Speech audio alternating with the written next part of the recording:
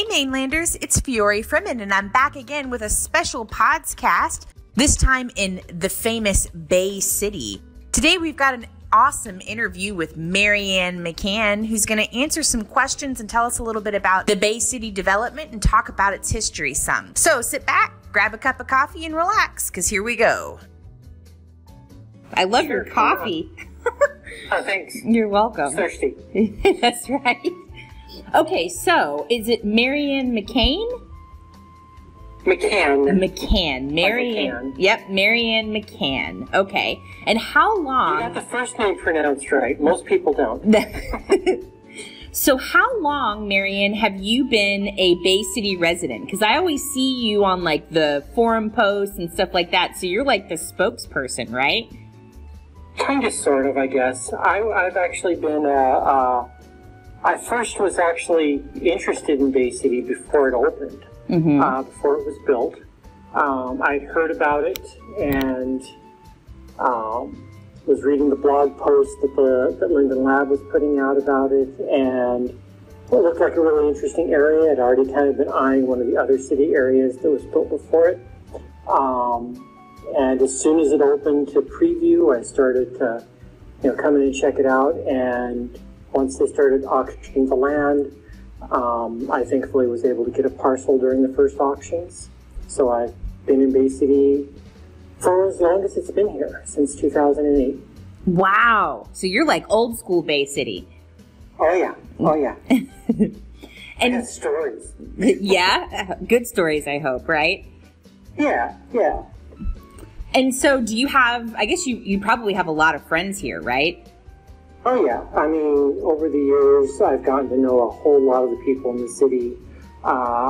Some of them no longer with us, sadly. A lot of them still with us. Of our regular Bay City Alliance meetings, with about 10, 15 of us will show up for those on a good day. And, yeah, I saw that at the meeting. Yeah. So, yeah, I mean, for the most part, I mean, I've gotten to know quite a lot of people in the town over the years. And so, okay, all right, so that makes sense. Yeah, you seem like a pretty tight group because, I saw that you were kind of asking, you guys would ask about, like, have you guys seen this person? We haven't seen him in a really long time and that kind of stuff. And I bet you've probably had some people that kind of just vanished with COVID and all that stuff. We have had that. We've also, over the years, we've lost a number of prominent members. Actually, just across from where we've started at is a memorial to Ever Dreamscape, who was one of the earlier members of the community. Did a lot of work on events and promotion. She passed away a number of years.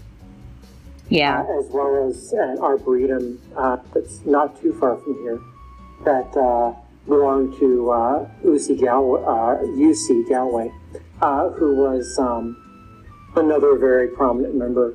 The location still supported by her brother.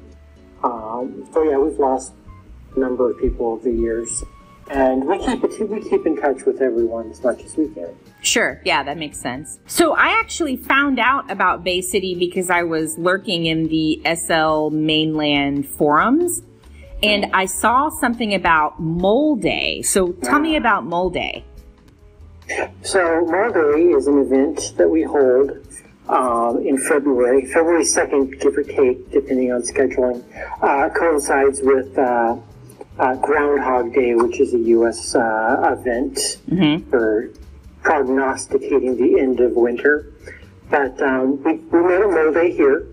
And that celebrates the members of the Linden Department of Public Works, which all have the last name Mole. And the LDPW created initially all of the infrastructure for Bay City, and it was their first project. So it's our way of just thanking them for the work that they've done over the years, thanking them for creating Bay City. And, well, it's really not hard for us to find an excuse for a good party. So there's that, too. Yeah, that makes sense. Do they come, the moles? They do. A number of them will come. Occasionally, some of the Lindens who are also involved with that team will show up. Cool. Yeah, so it's a lot of fun. I'm a big mole fangirl. So that's when I saw that, I was like, wow, that's so cool that they do that. Do you guys work pretty closely with them? Like, do they come and tweak stuff in the city sometimes or work on things? They do. I mean, I'll keep in touch with the folks over with the labs that do the land and work with the moles. If we've got like a major issue, they'll come and fix it. Or some minor ones, like, you know, occasionally bits of land will go weird and they'll come out. And then we used to have a couple of moles that were actually residents of Bay City on their non-mole selves. Mm-hmm. And they would also tend to help out when they could. Cool. Yeah, do you have like typical moles that typically help in this area more so than others? Yeah, I suppose so. Dinah often is out here, Frost Mole, a couple others, but it can change. I mean, back in the day it was Sylvan and it was Hyper Mole would always be out here. Cool. So it's kind of, from what I understand, Bay City has some like general building rules, like an HOA maybe in like a neighborhood. So what kind of rules go along with living here? Are there rules? Well, I mean, there is a tendency to stick to the city theme. We do have guidelines that we've put out, the Alliance has put out, based on some of the original things that the Lindens and Moles said about the city being kind of Art Deco-y, U.S.-style city from the 40s to 60s. Mm-hmm. But it tends to be a bit flexible. You know, we don't have any way to tell someone, well, don't build something like that. And we really don't want to do that. We more try to reach out to people and share what's going on, try to help them get into the style and fashion, rather than trying to, thou shalt not do this sort of build. Yeah. Nobody wants that. This is Second Life. Right. Yeah, that makes sense. So, but the costs of the real estate here are pretty high. Is that because of the double prim allowance and stuff like that?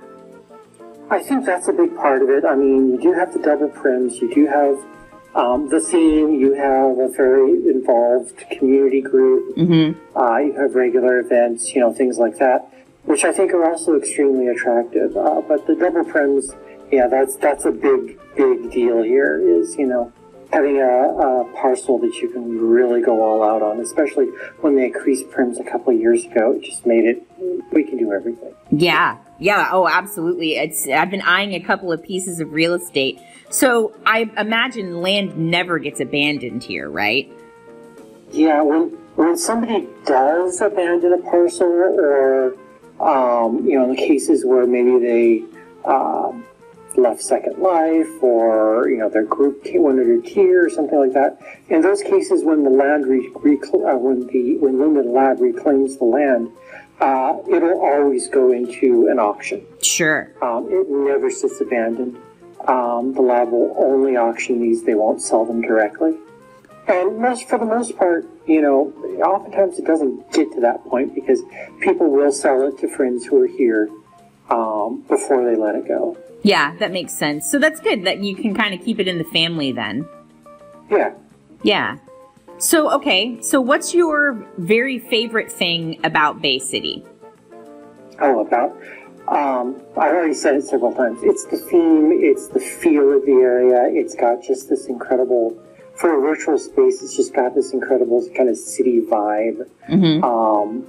It's got this sense of, even though in a virtual world, even here, everything's always changing, but it still has a feeling of solidity and permanence that's really rare. You know, the fact that this community has been going for 12, 13 years now, and doing things still all these years later is just, it feels like a very rare thing digitally.